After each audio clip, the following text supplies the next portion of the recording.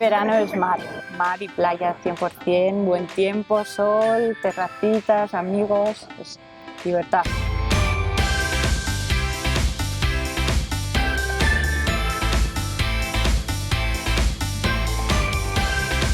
Para mí las tendencias este verano son crop tops, los colores como el naranja, vestidos así sueltecitos, el tie-dye y sin duda el lino.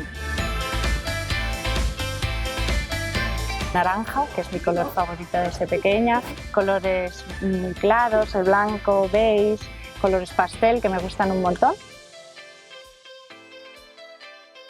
Pasar mucho tiempo en la playa con prendas muy frescas, cortitas. Para este primer look he elegido un crop top de canalé naranja con unos vaqueros tipo campana, azulitos y unas sandalias de teba. Me parece un look ideal para irte a tomar algo luego al atardecer.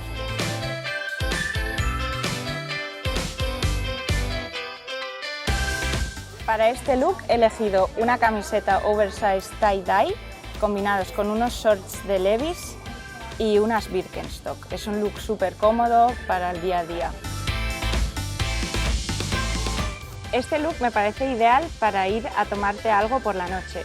Es un vestido blanco fluido con un chaleco vaquero y unas flip-flops.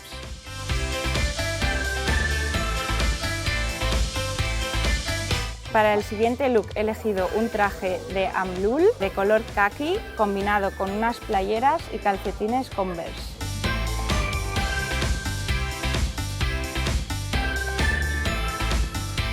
Para este look he elegido un vestido beige de canalé básico combinado con unas playeras comodísimo. Para el próximo look he elegido un mono de lino de color rosita pastel combinado con unas sandalias Birkenstock que me parece comodísimo.